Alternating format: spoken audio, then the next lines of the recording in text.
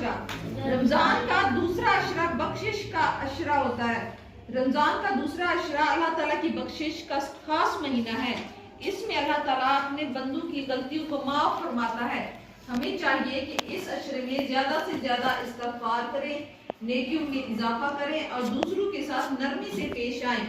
इस अशरे की दुआ है, चले आप लोग भी पढ़ें। अस्तगफिरुल्लाह रब्बी मिन कुल्ली ज़ंबिन वातूबु इलैह।